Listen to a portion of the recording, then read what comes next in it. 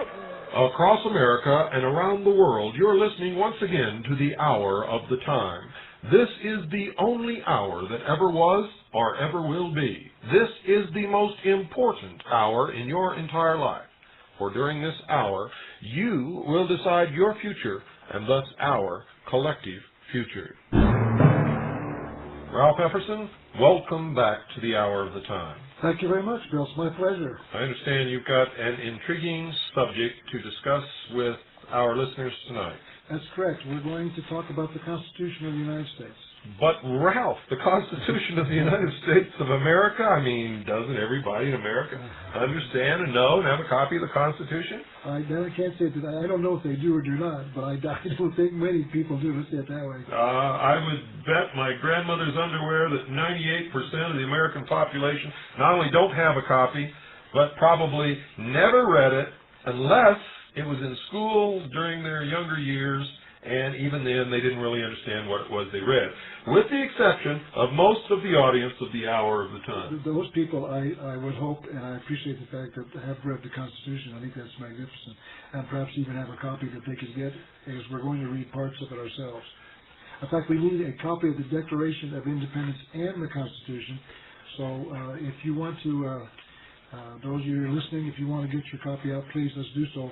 And get your highlighting pen, because we're going to talk about some very disturbing things that I've discovered in the Constitution and the Declaration that should be brought to your attention. If this is not, if something new to you, this will be very disturbing. If you already heard it before, it'll help to reinforce it. Please pay attention. This is really something we've all got to understand and consider. Well, let's go. Okay.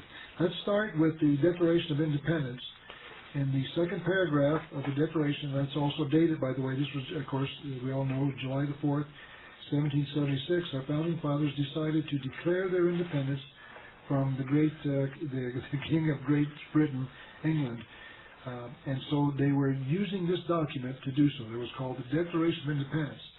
At the bottom of the second paragraph, it reads as follows. I'm reading now from my copy that I have in my possession at this moment. It says, the history of the present King of Great Britain is a history of repeated injuries and usurpations, all having in direct object the establishment of an absolute tyranny over these states. So let's start with that now. What they're saying is that King George, the present King of Great Britain, was creating a tyranny in the United States, in fact, over these states. I went back to an 1820-something, I think it was something around 1800 and some, dictionary, and looked up the word tyranny as far back as I could go to 1776, which was maybe 50, 60 years later. They defined tyranny as giving one branch of government or one government total power. So our founding fathers were close to the understanding of tyranny by this dictionary definition maybe 50, 60 years later. I also went back to the Federalist Papers and read the quotes of Hamilton, Madison, and Jay. They also understood what tyranny was. It was giving total power to one government or one branch of government. In fact, in those years, they talked about giving too much power to monarchies, which were, at that time, as perhaps you know, the most prevalent form of government around the world. Now, so what they're saying is that we are now going to establish that we are doing this because the king was establishing a tyranny over us. And then it went on to say, to prove this, let facts be submitted to a candid world. And then they listed, I think it's 32 specific complaints that they had against the present King of Great Britain in this arena. They were saying, these are the reasons we are breaking away from the present king. And they listed, I think there's 32 of them. The only number I want to bring to your attention is the 22nd one. Those of you, at least in my copy, they're somewhat broken up into short one-sentence paragraphs. Some are maybe more than one. But mine is indented, and I can read the 22nd one. It starts by saying, for suspending our own legislatures. So what they were saying was that King George had dissolved our legislatures, the ones that the Founding Fathers had created around the various states. And then the Declaration goes on to say, and declaring themselves invested with power to legislate for us in all cases whatsoever. So what they were doing was dissolving our government, our legislatures, creating them their own, and then granting those legislatures, quote, the power to legislate in all cases whatsoever. That's the key phrase I want you to remember.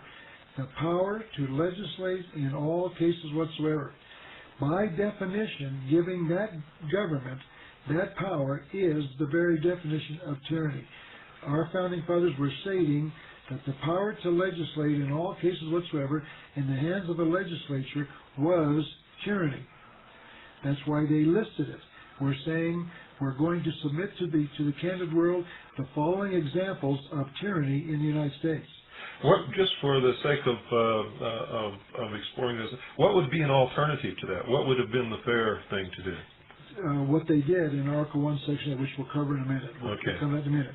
What I want you to get familiar with at this point is that in 1776, our founding fathers declared that the phrase, the power to legislate in all cases whatsoever, was tyranny, because there is no Magna Carta under the power where they can legislate in all cases whatsoever. Whatever that legislature, that legislative body decides is law, is law. There are no concepts of rights, human rights, inalienable rights, anything under that kind of power. And that's why our founding fathers were separating from King George, the king, as they call it, the present king of Great Britain. Mm-hmm. Now, 11 years later, these same men, basically the same men, wrote the Constitution of the United States. It was later adopted, as you know, in 1789, but it was submitted, I believe, in the first time 11 years later in 1786. The Founding Fathers set up three branches of government. Article 1 creates the legislative branch of government. Article 2 creates the executive branch. And Article 3 creates the judicial branch. So we're now going to go to Article 1, wherein our Founding Fathers created the legislative branch of government in a bicameral House and Senate, meaning you have two houses, one House and one Senate. And so they're now going to then grant power to that government in Article 1, Section 8. And you can go to that if you will, if you've got your copy in front of you. Let's go to Article 1, Section 8, and we'll now read the powers that our Founding Fathers granted to Congress. Section 8 reads as follows, quote, the Congress shall have power, and then it starts listing 18 specific grants of power to the federal government, to Congress. The first one reads, the Congress shall have the power to lay and collect taxes, etc., to pay the debts, etc. The next one is the power to borrow money. This is a condensed form, of course. What we're saying is that our Founding Fathers tried to limit the power of government to the following specified powers, and they listed 18 of them. Now, those of us who have studied the Constitution, maybe incorrectly, have decided to call these various grants of power clauses. So I'm going to refer to Article 1, Section 8, clause, meaning the number 17, meaning the 17th of the 18th. We're going to read as follows. Congress shall have the power to, and then this is what it reads, to exercise exclusive legislation in all cases whatsoever. So in one case, they're saying we're leaving King George because he's doing this, and once we've left King George, we're going to do the same thing. Exactly. Now notice, Bill, they use the same identical words. Yes. In one case, the king had dissolved our government, our legislatures, and created their own with the power to legislate in all cases whatsoever. That was called tyranny. 11 years later, Congress shall have the power to exercise exclusive legislation in all cases whatsoever, and now it's not tyranny. Something's wrong. It, to me, is just corroboration that our Founding Fathers intentionally subverted the very document they wrote. Article 1, Section 8, Clause 17 of the Constitution. Now, this is, to further amplify on this, this is also very important, and that this is a continuation of this very subject. We've got to find out where they gave this power, because our Founding Fathers created two separate governments in the United States. Two distinct, separate Congresses. There's only one congressman or one Congress, but they have legislative power over two different governments. Let's go back now to Article 1, Section 8, Clause 17. To exercise exclusive legislation in all cases whatsoever over such districts not exceeding 10 miles square, as made by session of particular states, and the acceptance of Congress become the seat of the government of the United States. And we'll stop right there and pause for a moment. So what they're saying is that Congress shall have the power to legislate in all cases whatsoever over the district known as Washington, D.C. That's right. And that government, that Congress in this area, shall be running the government of the United States. That's the second problem. What is the government of the United States? It is the government that Congress is running in Washington, D.C. by itself. Now let's stop right here just for a minute and examine this. We have been told that the cause of the American Revolution was taxation without representation. But here we see that our founding fathers taxed Washington, D.C. without representation, because the people who live in Washington have no congressman, they have no senator. They do vote for president, but they, as far as Congress is concerned, they have no representation. But they are taxed. By whom? Congress. With what power? The power to legislate in all cases whatsoever.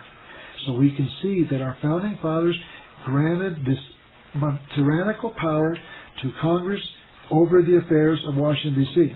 Now, when Congress tries to interfere in the affairs of Arizona or New Mexico or Alaska or any of the other states, it has very specific powers granted to it under Article 1, Section 8, Clauses 1 through 16, 18, and the 10th Amendment.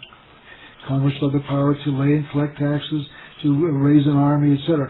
Those are all powers that they only have over the states of the 50 states. Those are the powers of the government of the United States of America.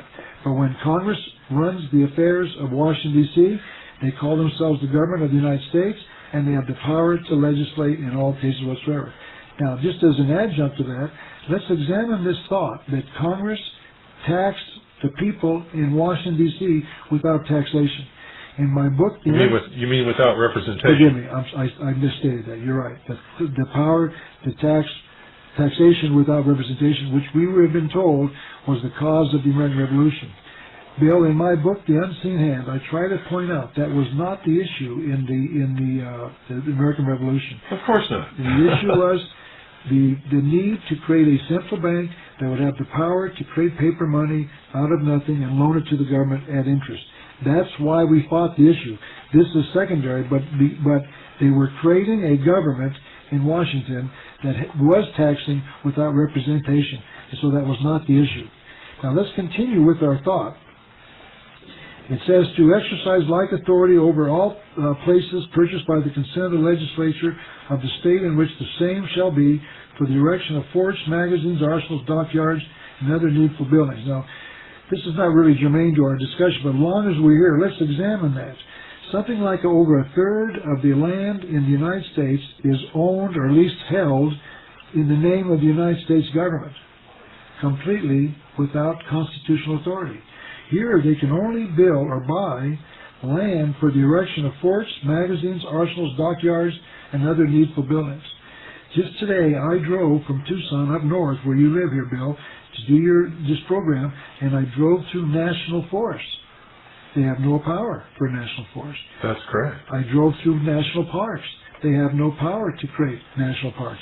The only power they have is to buy land for the erection of forts, magazines, arsenals, dockyards, and other needful buildings. Now, in some states, in some states of the Union, namely this state, Arizona, the state of Hawaii, the truth is that most of the land in those two states, and probably many other states, is actually owned by the federal government residing in Washington, D.C., and that is, in fact, not according to the Constitution.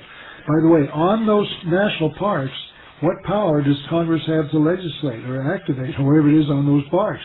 The power to legislate in all cases whatsoever. It's a pure tyrannical government. And those on the national forest, they can tell you what to do and not to do. They have complete power to do that. There is no constitution under that power. And you go on your national parks and try to stand up for your Fifth Amendment rights, they're not going to recognize your Fifth Amendment rights because you're acting on their land where Congress has the power to legislate in all cases whatsoever. Well, let's continue our thought. This is the second part of this problem. Let's go now to the 14th Amendment. This is where they pulled the clincher. I like to use the analogy of a fisherman. I'm not a fisherman, but I believe that what you do is you dangle your bait and forget about it until meaning the hook, the bait with the hook in it, until the fish bites it. As soon as he does, then you pull it and you snag him and then pull him in. So for 70 years, the bait was dangling. Not many people cared about it until the 14th Amendment.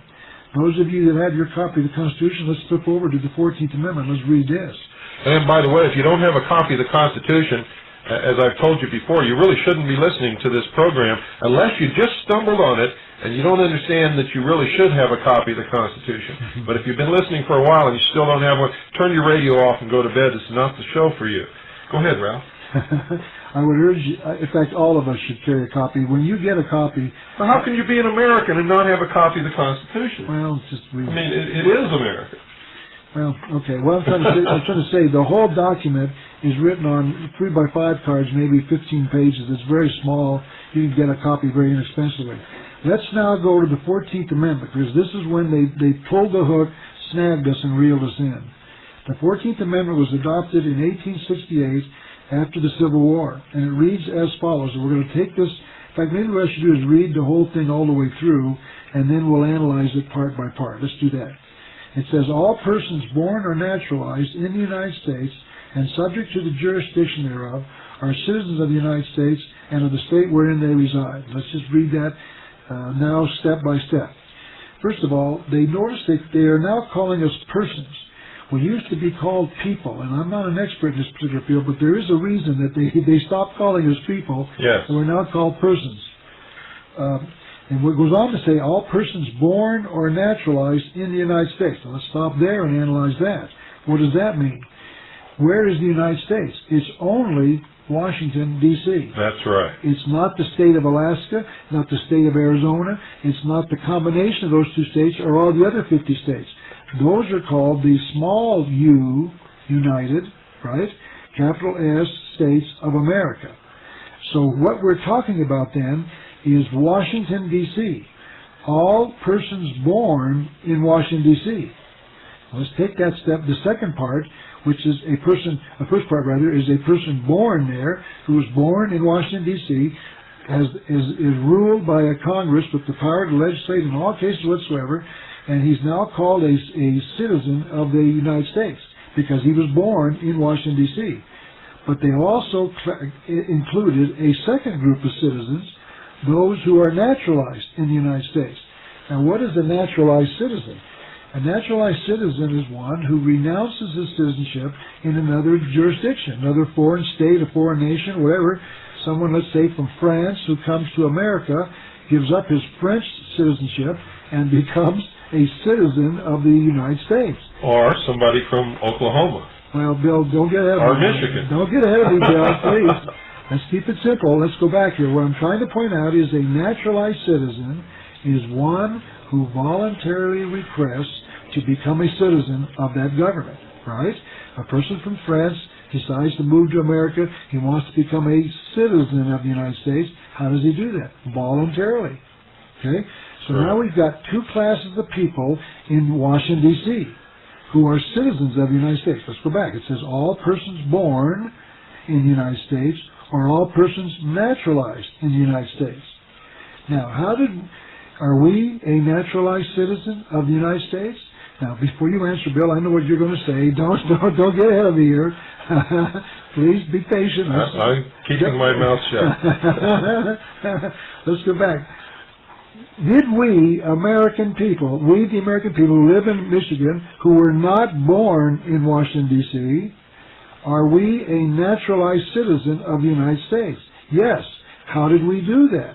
Voluntarily, by accepting the Social Security card. Now, let's go slow here, Bill. Let's make sure these people understand what we're talking about. There is no law requiring a citizen of the state of Arizona or any other of the 50 states.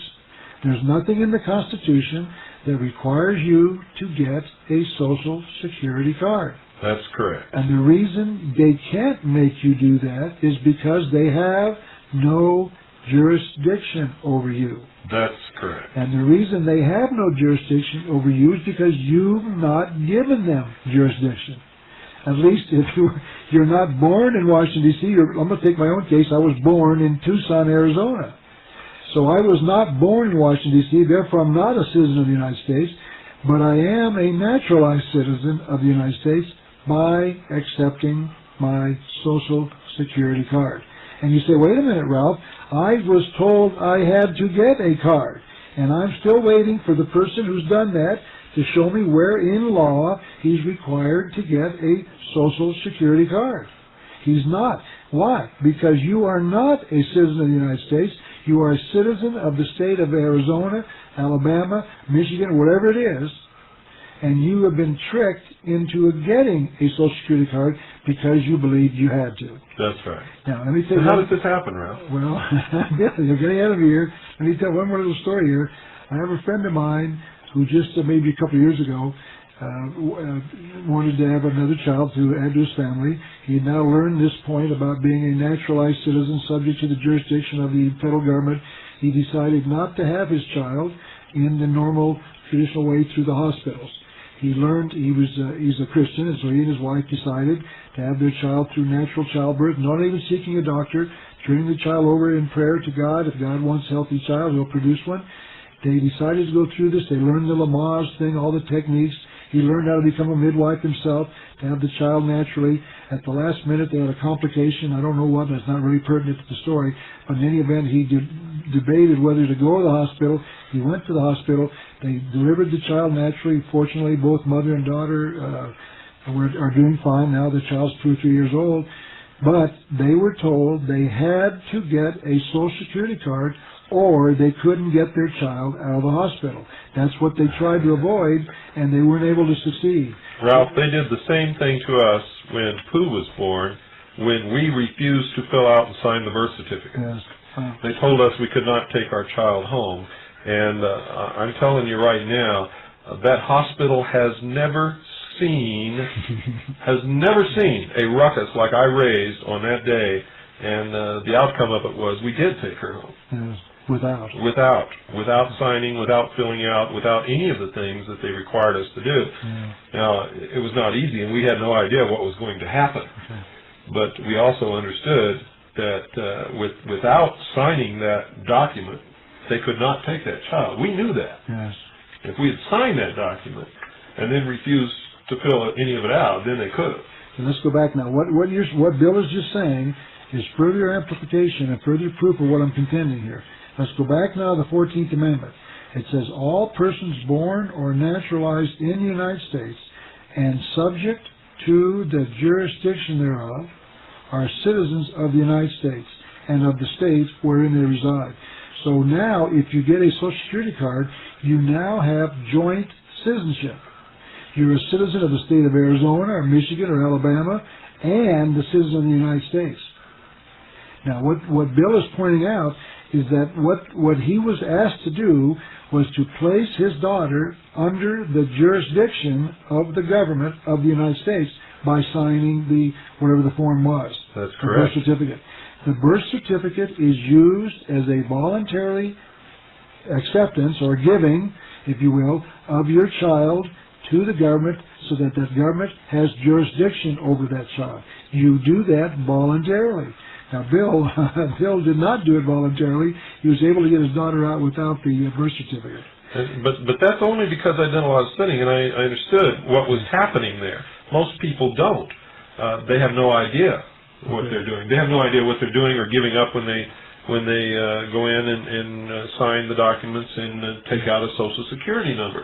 But most people do that through fraud. They're told that they have to get a Social Security number, and they're usually told that by an employer who says, you can't go to work here unless you have a Social Security number. What people don't understand is they don't have to get a Social Security number, and the employer has no right to make that a condition of employment, and if he does, you have the right to sue him. That's correct. So what we've got here, Bill, is we have been tricked and deceived. That's correct. By whom? Our founding fathers and those who wrote the 14th Amendment. But they knew that in the beginning when they talked about this as being the, quote, great experiment, unquote, And they talked in all of their correspondence and their letters, they knew that we would not be able to keep our sovereignty or keep our creator-endowed rights under the protection of the Constitution. And they talked about the fact that the people will give it away in exchange for some benefit. Okay. That's exactly right. What you just said is true. Now, let's go back to what Bill just tried to say. I'll say it in my language, just as amplification of what Bill said.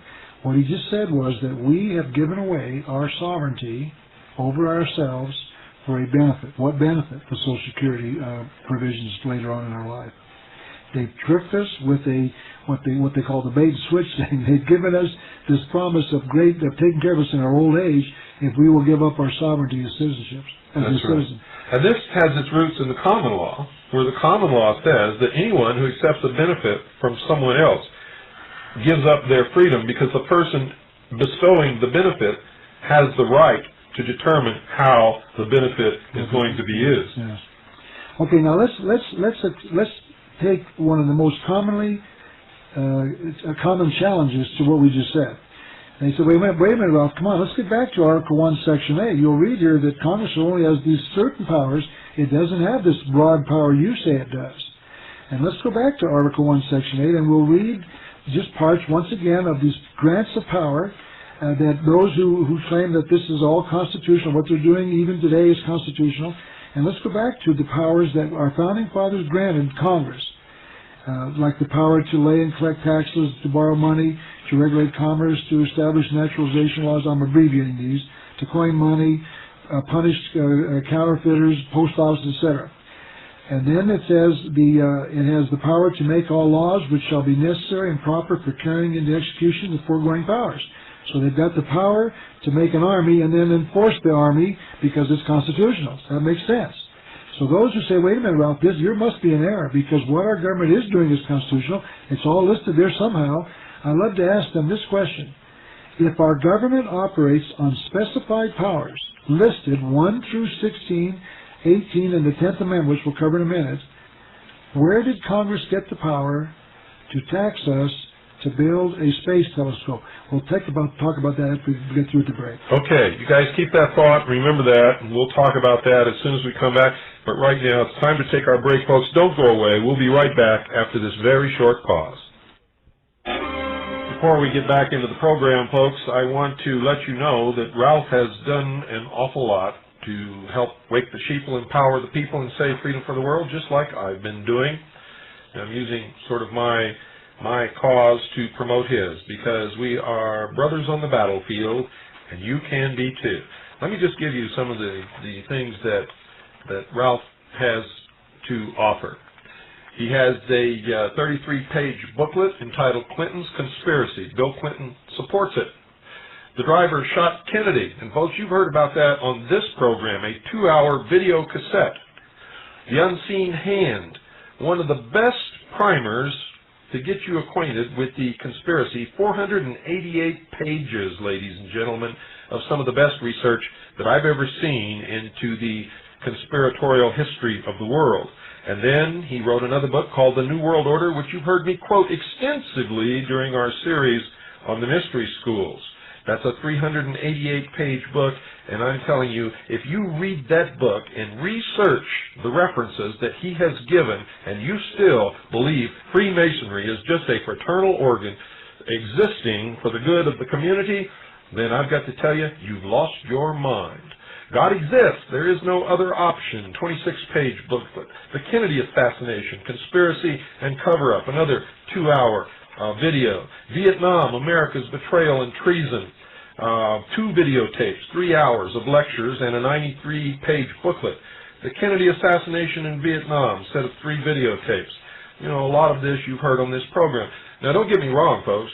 Ralph Epperson does not agree with everything that I have discovered in my research, and I certainly don't agree with everything that he's discovered.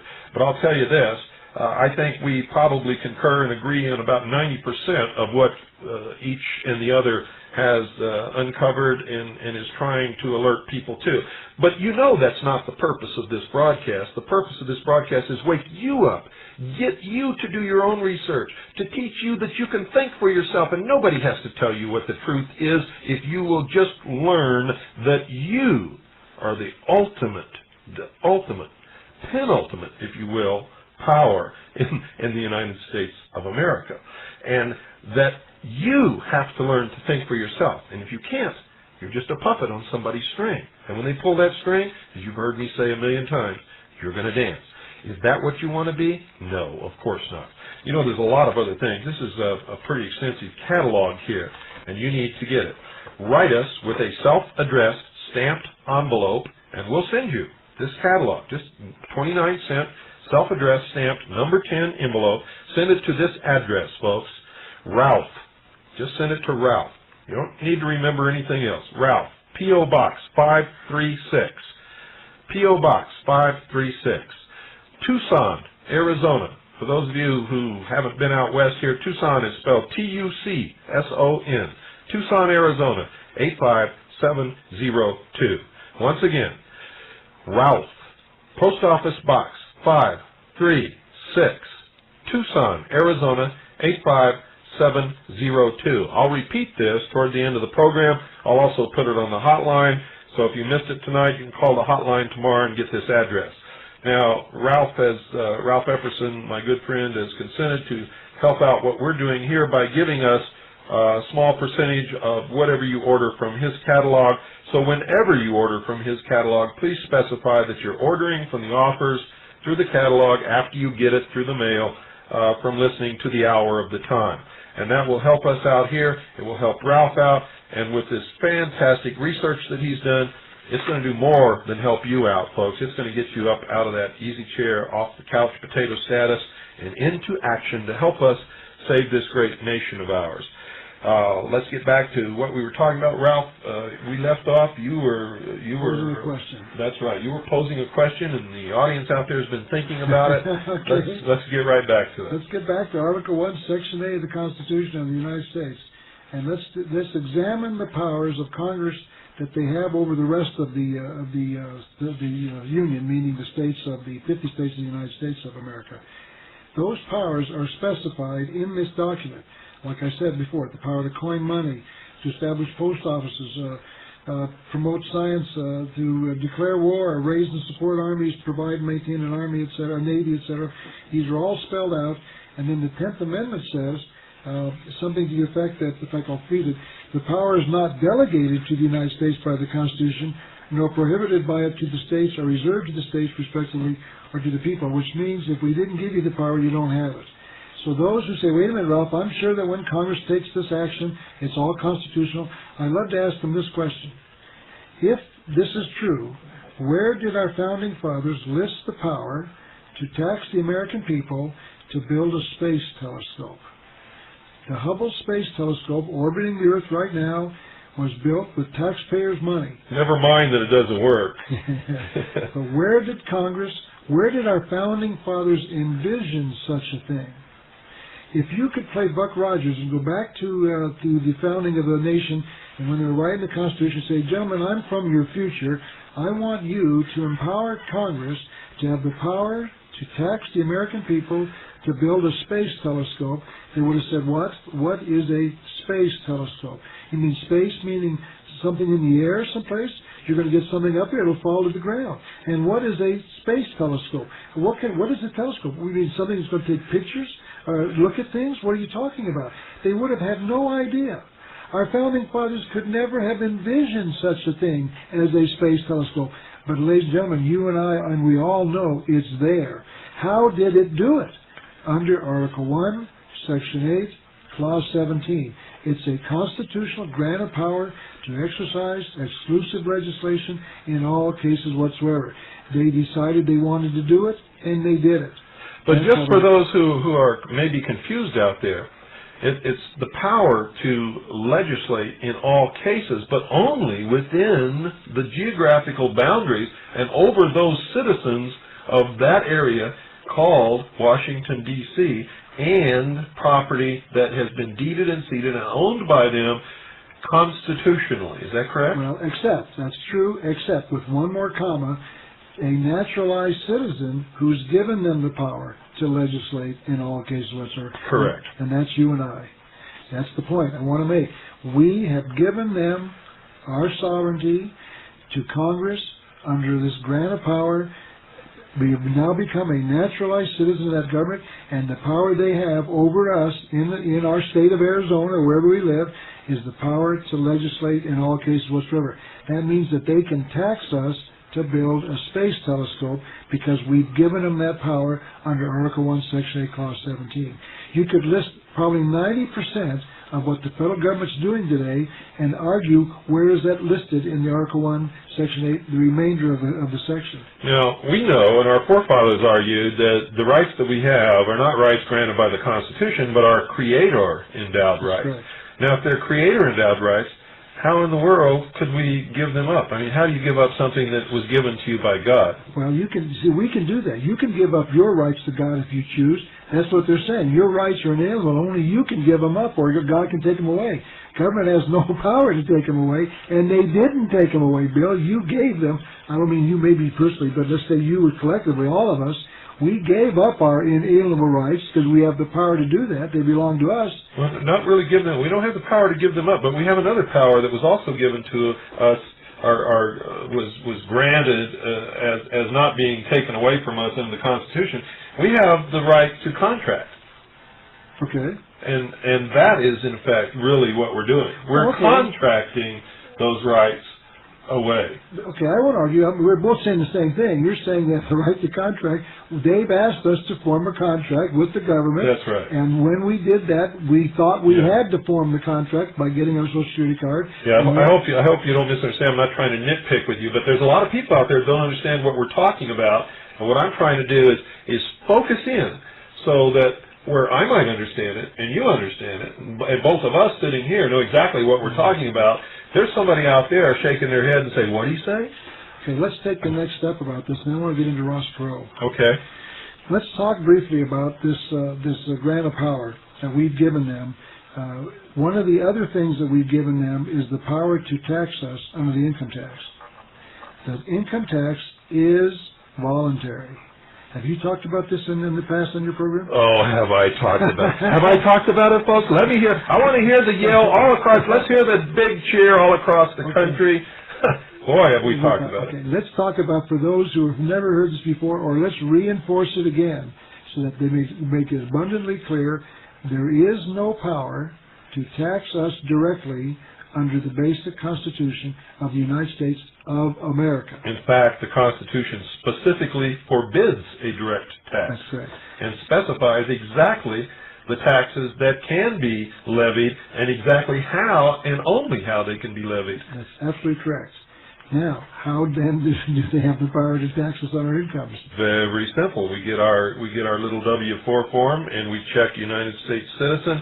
Okay. We fill out how many exemptions we have, Social Security exemptions, and we put down our Social Security number, and we list our dependents, and we send this thing in, and we have now contracted to pay voluntarily a direct income tax, which is forbidden by the Constitution in any other way.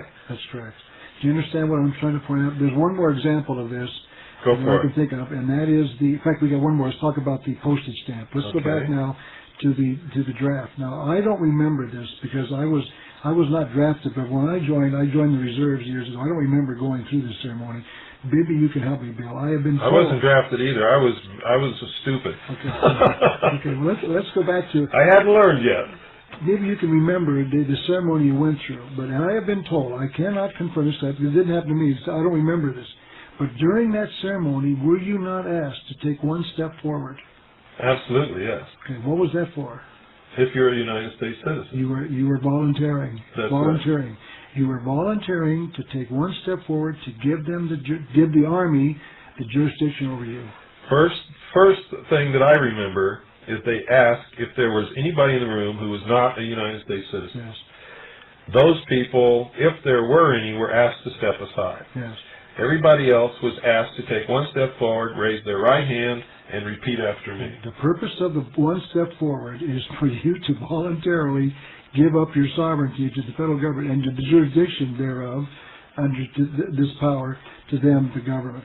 That's what they do it for. It's a voluntary act. They said voluntary. They even mentioned it to you. That's right. Now, there's something else about this that I've since learned. If they send you a draft notice and say you have to report for a physical and for induction into the United States military service on such and such a day because your number is such and such, you must do that.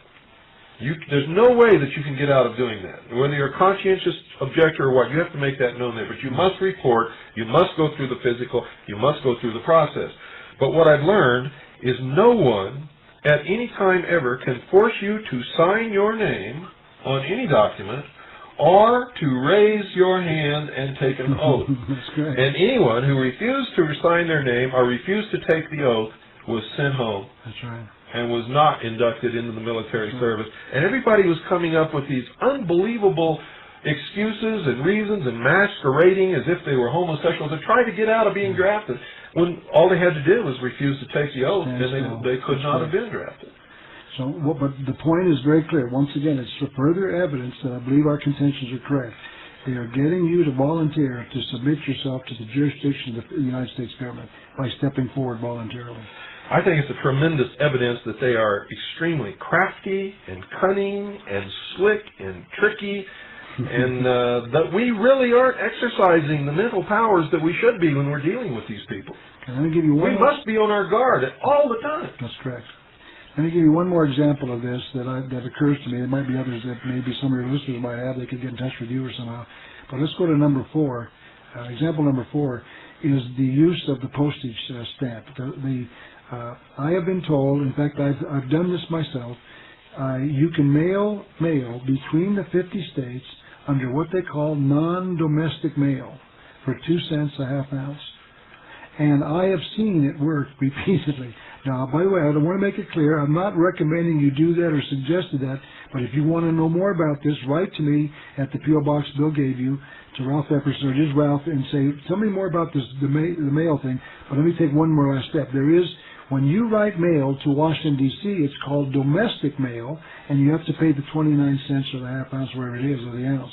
But if you mail inside the United States, the United States of America, the 50 states, it's only 2 cents, half an ounce, and the post office is accepting this stuff without question, even today.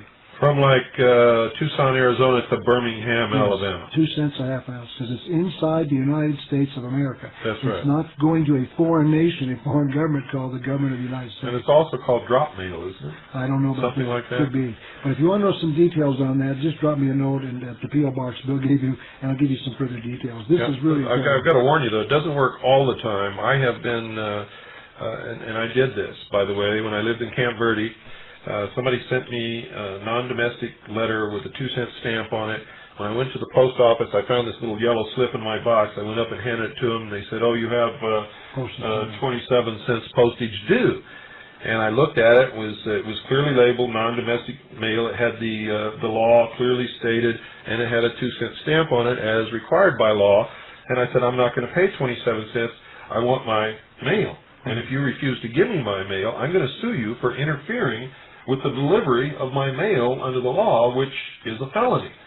And this really created quite a consternation because they didn't know what to do. They didn't want to be sued. They didn't want to be charged with a felony, and they didn't want to be liable for interfering with my mail. At the same time, this letter had been intercepted by a postal inspector who had directed them to collect 27 cents.